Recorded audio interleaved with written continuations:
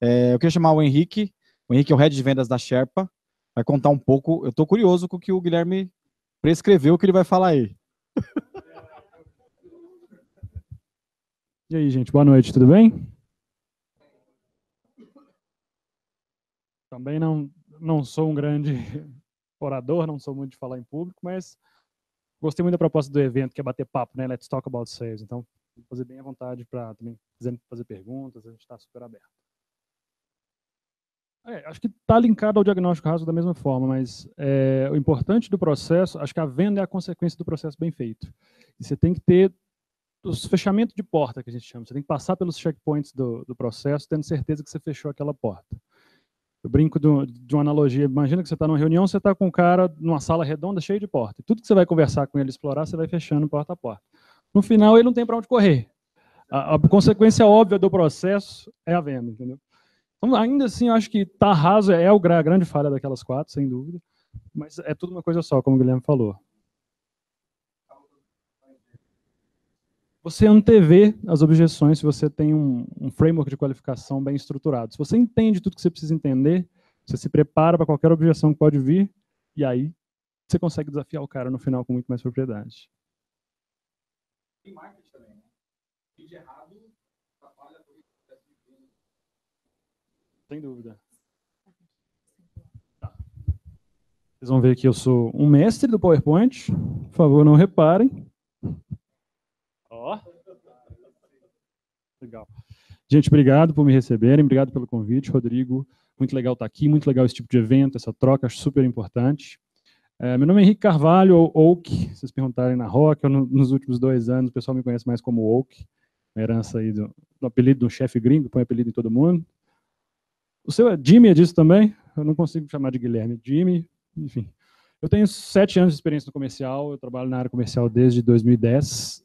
Eu comecei minha carreira no World Trade Center de Belo Horizonte, né, um clube de negócios em que o trabalho era associar grandes executivos a um clube de networking, para eles se reunirem, trocarem experiências, fazerem negócios.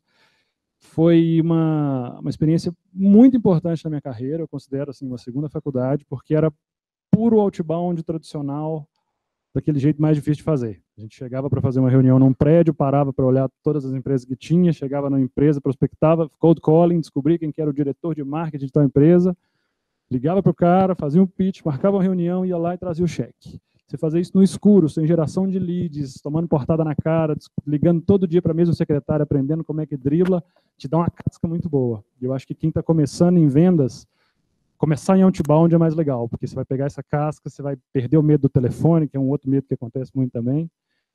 E no final das contas, se você cair num cenário com geração de leads muito robusto, você vai nadar de braçada, porque gente que já te conhece, que sabe o que você faz, que já te tem como autoridade, é o sonho do vendedor tradicional de outbound, né? Então, comecei minha carreira em 2010 no WTC de Belo Horizonte, 2011 fui campeão nacional de vendas, foi super legal, foi uma baita escola para mim. Passei por algumas consultorias em BH, primeiro uma consultoria do WTC, vendia treinamentos, plano de consultoria em gestão mesmo, e na sequência eu fui gestor comercial e de marketing de uma pequena empresa de consultoria na área de processos, a gente trabalhava com BPM. E eu tinha um desafio muito grande de mapear o mercado para vender BPM, né? Business Process Management, gerenciamento de processo de negócio, da forma como a metodologia se propõe a fazer, com automatização. É uma sopa de letrinha que você fala com TI, é um negócio difícil para caramba.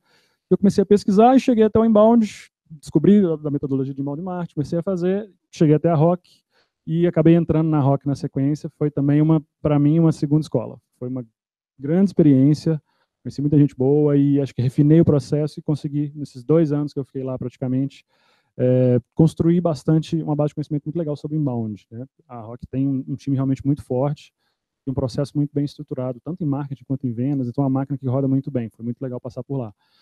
Lá eu vendi em todas as filas, eu passei por SMB, por mid-market, por enterprise, eu abri a área de outbound e, enfim, foi uma experiência que carrego ainda hoje com muito carinho.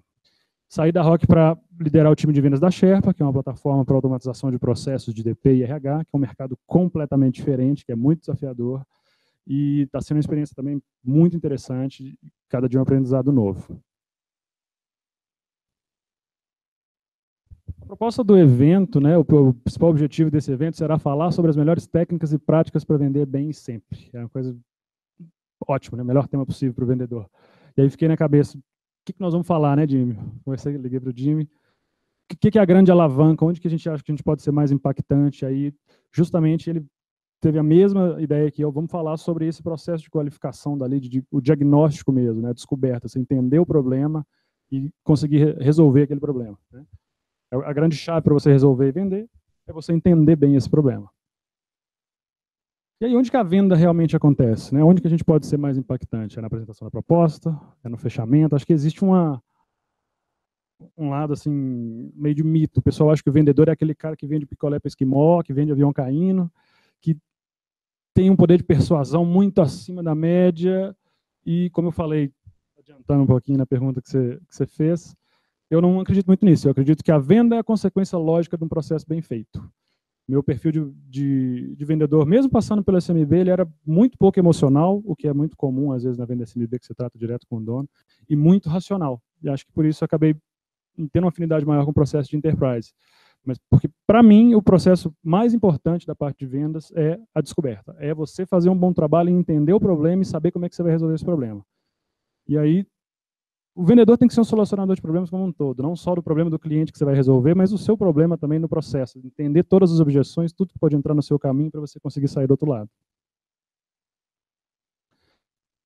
Então, como eu comentei, o diagnóstico, na minha opinião, é a parte mais importante. É até engraçado que eu lembro, por exemplo, na minha época de rock, o processo da rock era estruturado em 3 fases, né? Tem uma conexão, onde você basicamente entende o problema e marca uma reunião, o que eles chamam de DBA, que é a reunião de descoberta, onde você entende mais aprofundado, de uma forma mais aprofundada o problema, e a apresentação da proposta, que era uma proposta muito óbvia de valor, que mostrava ali o ROI estimado, tem base de dados estatística do tamanho, uma base enorme que o Diego construiu lá na Rock, e você consegue comprovar o valor da metodologia de uma forma muito fácil. Eu até lembro com o Lucas conversando, quando eu te conheci pessoalmente, acho que algumas pessoas nessa sala aqui eu já tentei vender em algum momento, né, o Dantas, o Lucas, e quando eu conheci o Lucas, ele falou comigo, nossa, eu lembro da sua proposta até hoje, me mostrando o ROI. Eu lembro que quando eu estava na Rock, eu tive uma percepção assim, eu tenho que chegar nesse ponto aqui o mais rápido possível no processo, porque isso aqui traz muito valor. Essa parte da apresentação da proposta, na hora que eu mostrar para o cara que é mais o tanto, que isso aqui é uma máquina de dinheiro, que R$1 que ele põe sai 3 do outro lado, não tem por que não comprar. E foi dei com os burros na água, né? Nos primeiros meses na Rock, não que não bati meta e tal, mas foi uma das coisas que eu quis testar no processo. Eu acho que essa parte é a mais importante. E no longo prazo ficou claro para mim, tanto em outbound quanto em inbound, que onde a venda acontece é nesse diagnóstico. Você precisa entender tudo que você precisa entender, óbvio, para a venda sair. Tá? Entender o problema é a chave do processo. E aí você tem uma série de formas de fazer isso. Vários frameworks de qualificação diferentes. Eu não sei se você usa SPIN, GPCT, Solution Selling, enfim. O que cada um acredita. Lógico, tem suas variações, isso vai ter aderência com diferentes mercados, mas eu queria falar um pouco sobre isso hoje, sobre como você encaixar um framework desse dentro do seu mercado e o que você tem que prestar atenção, o que você pode esperar em cada letrinha dessa de variação de um mercado para outro, que é um pouco da experiência que eu estou tendo hoje vendendo para um mercado muito mais desafiador. Né? Quem aqui é contribuidor individual, vendedor? Quem está na área de vendas como vendedor? Legal, boa parte. Quem está na posição de liderança? Legal, legal. Quem usa o GPCT? Quem nunca ouviu falar do GPCT? Então nós vamos ter que entrar no GPCT. Bom, então o GPCT ele é uma evolução do SPIN, eu diria. Ele é uma forma de você prestar atenção em todos os pontos que você tem que entender para a venda sair do outro lado. Mas acho que a primeira coisa que eu tenho que falar é que ele por si só não é suficiente. Você tem que entender as especificidades do seu mercado, as perguntas específicas que você tem que fazer para o seu negócio, para você compor a sua proposta, mas nunca perder de vista esses pontos que são importantes para você formar todo o seu pensamento de como que você vai sair com o deal do outro lado. Se a gente for colocar nome para cada letrinha dessa aí, o G ele é o goal, né, o objetivo que a gente tem para atingir. Então, vendendo marketing, por exemplo, era um ponto muito tranquilo de entender. Assim, qual que é o seu objetivo hoje? Eu perguntava para o cara durante a reunião. O objetivo dele é o objetivo de negócio dele. Se você me perguntar hoje, eu como head de vendas da Sherpa, qual que é o meu objetivo? Eu tenho o objetivo de bater X mil de receita até tal data para a gente levantar capital, enfim, eu tenho um objetivo claro de negócio.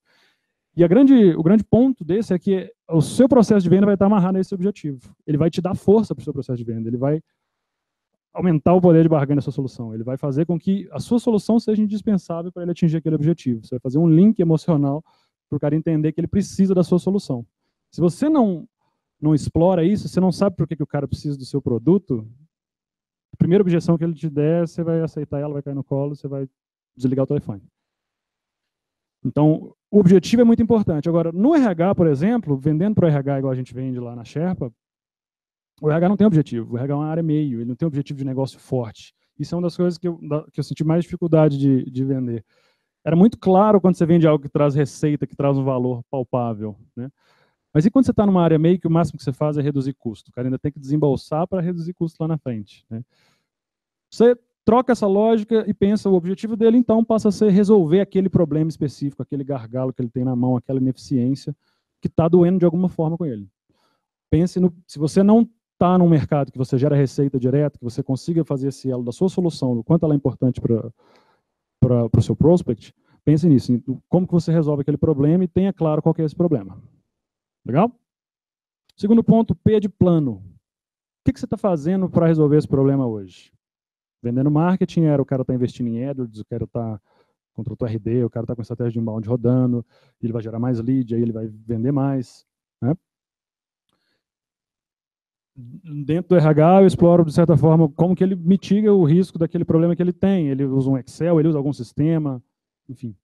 Essa linha de como que ele resolve esse problema. O C, né, o primeiro, challenges, que desafios que ele tem para resolver esse problema, por que ele não resolveu ainda, o que entrou no caminho. Quando você começa a explorar, você vai entender tudo que pode entrar no caminho do seu deal. Às vezes ele tem um outro projeto que é uma prioridade para a área e por isso ele não sai agora. Às vezes ele tem um diretor que não acredita na metodologia que o cara acredita que resolve o problema dele. Você tem que entender qual que é esse desafio. E acho que a grande dica em relação a essas letrinhas não é simplesmente não ser raso. É exatamente o ponto que o Jimmy falou. Porque se eu te falo, qual que é o seu objetivo? Eu falo assim, é vender mais. O vendedor inexperiente, ele faz um checklist. Objetivo, goal, passei. E passa para o próximo. E seu plano? Não. Por que você quer vender mais? Primeira pergunta que você tem que fazer. Porque eu preciso vender mais porque eu tenho uma meta até o final do ano que eu tenho que bater. Por quê? Porque se eu bater essa meta, eu levanto capital e a empresa passa para outro patamar. Olha a importância do objetivo que eu tenho, que você vai deixar passar se você não perguntar o porquê. Aquela ideia dos 5 whys é algo que você sempre tem em mente. O porquê, do porquê, do porquê, do porquê. Para você achar do porquê. Para você achar a raiz do problema. Tá? O T, timeline, para quando que ele quer resolver esse problema, quando que faz sentido para ele resolver esse problema. O C e o I seriam consequências e implicações. Consequência é o lado negativo. Se ele não resolve esse problema, o que acontece? Se eu não bato esse número, o que acontece? Eu vou ser demitido, eu vou atrasar o crescimento da empresa, vai ter algum problema muito sério para mim hoje. Você pode explorar. O melhor, na verdade, se você está falando com um decisor, dono do negócio, é você explorar o objetivo do negócio em si, né, do ponto de vista de negócio. Mas se você está vendendo para um influenciador, que é muito comum em venda de enterprise, você pode explorar isso de um ponto de vista pessoal. Às vezes, o que isso acarreta para você se você resolve esse problema? Se te dá uma possibilidade de uma promoção, ou isso, se você não resolve, você arrisca perder o emprego, o que acontece? É legal você ter uma ideia do quanto que dói aquele problema dele, ou do quanto que pode ser positivo o cenário se ele resolve isso. Então, o C é a consequência negativa e o I é a implicação positiva. Isso também varia muito de mercado para mercado, né? Se você está, mais uma vez, se você está vendendo algo que traz receita, é muito claro a consequência de não trazer. Às vezes a empresa quebra. A gente tinha conversas na Rock, por exemplo, durante os processos, que você desafiava o cara dessa forma. Cara, você está disposto, então, a deixar a sua empresa... Você tem um problema, você me falou que você quer resolver, você está disposto a deixar a sua empresa quebrar para economizar esses R$500 por mês aqui? Não faz sentido. Você desafia o cara, né? Enfim. B e A seria o budget, saber se isso cabe no bolso do cara, se faz sentido para o cara financeiramente. E o A, a autoridade. Quem que decide isso aí? Como mapeia esse processo de compra, né? Como que funciona um processo de compra dentro da empresa, dentro da sua empresa, um processo de compra de uma solução como a minha? Tem que explorar todo esse trajeto para você ser um resolvedor de problema e conduzir o deal por ali. Legal? E aí, como eu falei, você vai ter adequações de mercado para mercado. Às vezes o objetivo vai ser muito forte no seu mercado, no meu não. Às vezes, de um ponto de vista pessoal, é muito forte no meu e no seu não. Saiba explorar em torno de cada letra dessa para você realmente conseguir atingir seu objetivo. No fundo, eu acho que a característica mais importante de um vendedor é ser um solucionador de problemas. Você vender consultivamente é você entender tudo que pode entrar no caminho da sua venda e você conseguir sair do outro lado, porque você se preparou, você procurou saber antes da objeção aparecer, você já fechou aquela porta e o cara não tem para onde correr. Saber ouvir é a maior qualidade, muito mais que saber falar. O Matt falava muito da regra 80-20 em vendas, né? Se você é um vendedor, você está num call desse de descoberta, que às vezes dura 1 hora e meia, dependendo da venda enterprise, e você está falando muito mais que o seu prospect, pode ter certeza que está fazendo alguma coisa errada. O vendedor tem que saber falar bem, tem que saber se colocar, tem que passar autoridade, tem que construir a credibilidade dele e o relacionamento na conversa. Mas não tem que falar demais. Eu acho que seria talvez o 5º maior erro do vendedor, falar demais. Todo mundo começa a vender o produto antes de entender o problema, desde a conexão. Às vezes o SDR faz isso. Ele começa... Se a conexão geralmente passou de 10 minutos para saber que o cara está vendendo o produto e está vendendo mal. Você tem que ter um objetivo claro em cada fase de venda para você se policiar e não deixar isso acontecer. Manda.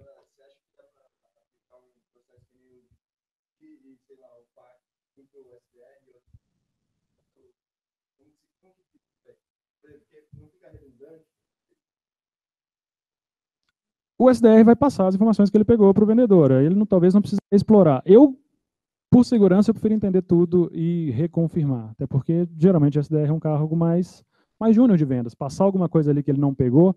Se você faz um processo de vendas em que o SDR pega o problema, você já sabe que tem um ponto crítico ali. O problema é a chave do negócio.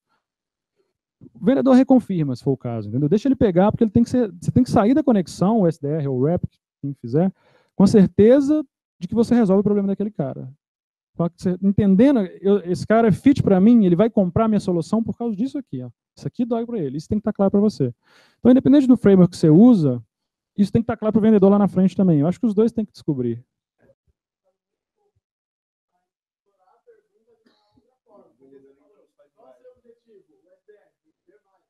Sim. Também pode ser. Às vezes o SDR, você não espera que ele aprofunde tanto numa investigação assim, mas faz todo sentido. Então, saber ouvir, pensa que você tem que... Para saber ouvir, você tem que saber fazer as perguntas certas. Né? Então, você, na média, se policia para você estar 20% do call direcionando a conversa, né, tomando posse da conversa, entendendo para onde que essa conversa está indo, mas jogando pergunta para o cara falar. Quanto mais ele falar, melhor. Lead falante é a melhor coisa do mundo. Você tem que saber resolver os problemas, tá? Tratar cada objeção que aparece no processo. E a melhor forma de fazer isso é entender elas antes delas aparecerem. E aí, por isso que eu acho o GPCT tão bom. Porque ele é um framework que não só vai te fazer entender tudo sobre o negócio do cara, mas vai fazer o cara falar em voz alta. E ele falar tem muito mais poder que você falar. Ele falar, aquilo entra na cabeça dele de uma forma mais clara, né? Depois você fala para ele, mas você não me falou que você tinha um problema disso, disso, daquilo? Ele compra de sem graça, né? Ele não tem como voltar atrás. E aí eu ouço muito isso. O GPCT não funciona no meu negócio. Eu tentei, o cara pega a receita de bolo, o scriptzinho, e vai no checklist. O que é o objetivo? É isso. O que é o plano? É isso. O que é, por que é, o quanto que dói, por que não é. Explora. O vendedor, talvez uma das características que eu tenho que adicionar ali, com certeza, é curiosidade. O vendedor tem que ser curioso. É até engraçado, assim, eu contratei um SDR recentemente e ele não sabe nada de RH, né? A gente é um software que trabalha os processos que vão impactar no cálculo de folha. A gente não faz folha, mas a parte de admissão, a parte de férias, controle de ponto, que vai impactar no cálculo de folha, a gente ajuda e digitaliza, enfim, traz uma eficiência grande para esse processo. Ele é um cara novo nesse mercado e eu estava ouvindo um call dele, fiz um coach com ele essa semana, estava ouvindo uma das primeiras conexões dele em outbound, ele perguntando de problema, aí a pessoa falou assim, não, meu problema é folha. E ele travou, né, falou assim, putz, nem sei o que pode ser o problema desse cara com folha. Né, folha que pega? Ele falou assim, folha que pega. Aí, por que pega? Primeira pergunta que ele fez, por que pega? Eu falei, perfeito. Eu prefiro o cara que não sabe nada, porque se ele for curioso, ele vai dar um jeito de descobrir. Se ele não sabe nem continuar a conversa, ele vai fazer uma pergunta e pôr o cara para falar. E aí foi engraçado, porque querendo ou não, um cara mais novo, ele está indo até melhor, às vezes, na conexão, que alguns vendedores que também conectam, principalmente com levantadas de mão lá hoje. porque ele foi curioso, porque ele é curioso, porque ele busca entender esse problema. Então, seja curioso também. Tá? E aí, para você adequar isso dentro do seu processo de vendas, é importante, acho que aí uma dica já para quem está mais na linha de gestão, é importante você encaixar isso, pensar no seu processo de vendas realmente como a jornada de compra do cara, encaixar isso dentro da jornada. Acho que todo mundo que já estudou alguma coisa de inbound deve ter visto isso aqui, ou quem já viu uma apresentação do Peçanha, não conto para ele que eu roubei, viu esse funil de marketing que mostra um pouco da metodologia de inbound. Né? A ideia é o marketing no modelo que a gente opera, então, de inbound, chamando a atenção do cara com artigos de blog, com materiais que vão atrair ele para o seu site, causando interesse, falando dos problemas que eles têm, levando ele a considerar uma solução para aquele problema, com e-books, com planilhas, com materiais ricos, e despertando uma intenção por trás dele ali, intenção de compra. Na hora que ele está no ponto certo, já está maduro, isso é passado para vendas, em que ele vai entrar realmente na fase de avaliação daquela solução e vai fazer a compra efetiva. Quando você estuda marketing, isso aqui é muito lindo e é assim que tem que fazer. Mas e quando você está numa startup que não tem um cenário de marketing muito robusto? Eu saí de uma empresa que gerava 30, 40 mil leads mês para uma que gera 2.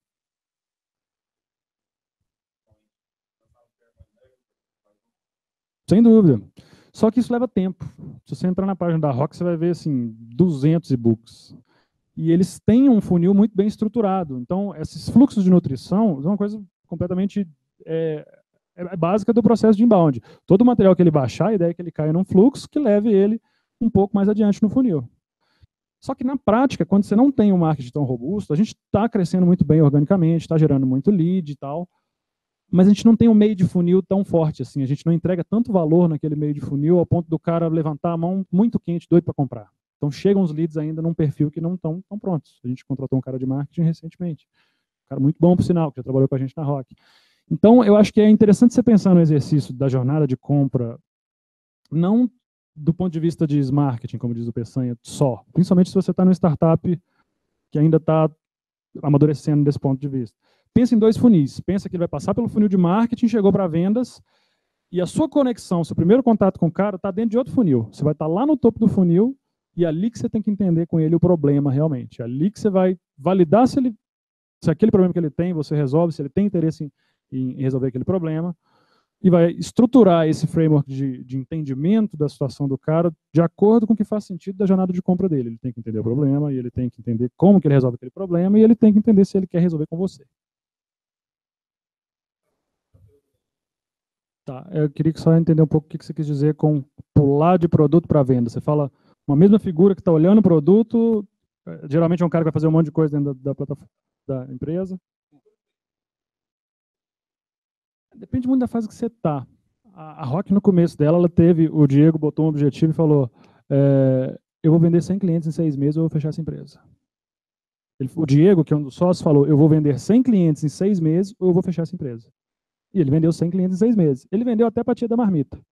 Vendeu ainda, era meio sem contrato, a formalização era algo mais leve, era um sim, não era uma formalização de, pagou o primeiro boleto e entrou. Depende de onde você está. Ele estava testando ainda a aceitação do mercado, um produto dele, que era marketing de conteúdo, numa época que ninguém falava disso. Então ele tinha que fazer um esforço enorme para entender quanto que o pessoal ia aceitar. Agora, em relação ao produto, cara, vendas não tem tempo para esperar. Meu produto não está no momento ideal, acho que da maioria de vocês, da maioria das startups não está. E aí vem um pouco a frase do Ed, que sempre falou, que é o CEO da Rock, sempre falou, vem na cabeça a frase que ele sempre fala. Faça o que você pode, com o que você tem, onde você está. Você tem que vender do jeito que está. Minha plataforma poderia me ajudar muito mais a vender hoje, mas eu tenho que dar um jeito de vender. A empresa não pode parar.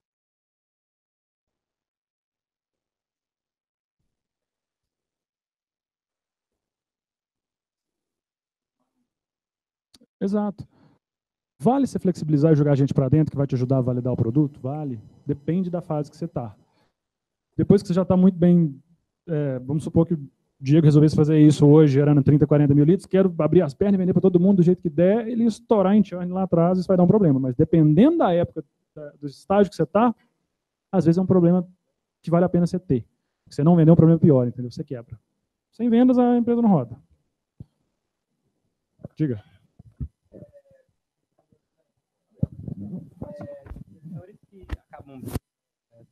Tá tendo tanto de produto quanto eu creio que quando eles atuam nessas duas frentes, eles podem acabar talvez um pouco obcecados pelo próprio produto, não fazendo uma leitura boa de mercado para esse primeiro ataque. E daí, por mais que talvez tenham vendedores bons, processo bem definido, ele acaba escorregando nesse aspecto justamente porque ele escolheu o mercado errado, tanto em tamanho de empresa quanto talvez setor. E qual o papel do vendedor nisso, talvez, para fazer o gestor ver que ele está atracando o mercado errado? Acho que o cara que é o dono do produto, ele vai ter sempre alguma hipótese para ele testar, né? Eu acho que isso aqui é aderente para tal mercado, para tal pessoa, e se ele tem interação com vendas, ele tem a oportunidade de testar, e aí ser bem data-driven mesmo, orientado a dado, e testar e medir, ver o que funciona e o que não funciona. Para o vendedor, como que ele pode contribuir para isso? Eu acho que também testando dentro do universo dele. Se ele faz outbound, ele vai testar diferentes approaches, diferentes e-mails, diferentes abordagens, ele vai tentar diferentes segmentações de mercado, mas eu sempre fui muito a favor, em todo lugar que eu trabalhei, eu sempre tive muita abertura assim, para conversar. Assim, acho que todo mundo se ajuda, ninguém, quem está em posição de liderança ou não, ouvir os insights e as ideias dos vendedores é algo essencial. A gente faz isso o tempo todo, inclusive com outras áreas também, para tirar insights de como que a gente vende isso melhor, como que todo mundo entende a sua plataforma, por exemplo. Então, eu acho que aí vem da cultura da empresa de você poder propor essa ideia ou não, de você ter um ambiente horizontal em que essas ideias são bem aceitas e são incentivadas, porque o normal não é ser incentivado, o normal é, eu que sei, segura sua onda, né? Mas acho que se eu for um vendedor, se eu, numa posição de vendedor, eu sempre fui do tipo de dar pitaco. Sempre bati de frente, sempre, se o objetivo for melhorar o resultado, eu acho que vai ser bem aceito, não tem muito segredo, não. Legal.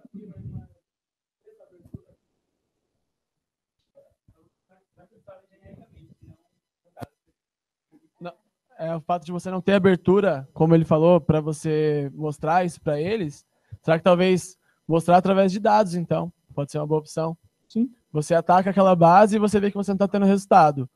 Você metrifica tudo aquilo e você mostra para sua coordenação. Acho que é uma boa ação. Já que você não tem essa abertura, né? Então... não, tá tranquilo. A gente faz muito isso de cutucar o cérebro dos vendedores, né? O que você está ouvindo? Assim, nós criamos uma planilha recentemente, compartilhada com todo mundo, tudo que aparece de novo, que o pessoal pede, eu queria isso, eu queria aquilo, a gente joga e a gente computa todos os votos ali, do que tipo de empresa está querendo, de que tamanho, quantos deram pitaco que querem essa funcionalidade, isso a gente não tem, quantos que querem, para a gente até orientar o roadmap de produto.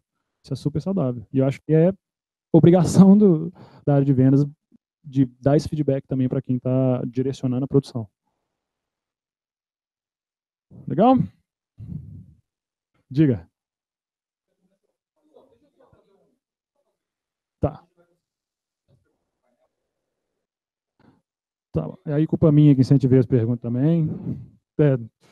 Bom, vamos lá. Então, o que eu comentei, pensar em 2 funis e alinhar esse processo à jornada do cliente. Um exemplo disso, por exemplo, é o que a gente está fazendo na Sherpa, que na minha conexão eu quero entender simplesmente se ele tem um problema que eu resolvo, qual que é o tamanho desse problema, se aquilo dói, quanto que dói, e se ele quer resolver. Então, na verdade, você vai ter... Deixa eu ver se é o meu próximo. Você vai ter... exatamente. Independente da metodologia, você vai precisar fechar as portas. E você vai ter, basicamente, 4 grandes pontos aí, ou 4 grandes portas que você tem que fechar. Qualquer objeção que você ouvir, talvez essa seja a melhor mensagem que eu deixo hoje, né? Qualquer objeção que você ouvir no seu processo de vendas vai cair em um dos 4 baldes que nós vamos colocar, que eu vou mostrar aqui.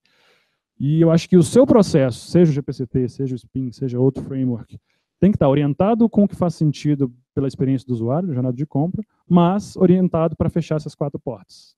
Não acho também que existe uma metodologia ideal, pode variar de mercado para mercado, mas eu acho que você tem que fechar essas 4 portas aqui. Interesse, urgência, credibilidade e valores. Algo que o Aspira martelava, e a gente olhava para isso e desdenhava, e hoje a gente olha assim, putz, é isso mesmo. O cara precisa disso, o cara quer isso, ele gosta disso. Às vezes o cara precisa, mas não quer. Uma vez eu estava conversando com uma empreendedora, ela estava vendendo no mercado industrial uma solução que otimizava a produção, reduzia custos assim, absurdamente. Ela estava numa grande indústria lá em Minas e o diretor barrou. Não vai comprar de jeito nenhum. Ele precisava, ele ia economizar uma grana, ele não queria. Não queria por motivos pessoais. Ele conhecia a menina, eles tiveram um relacionamento em outra empresa e isso barrou ela no fim das contas.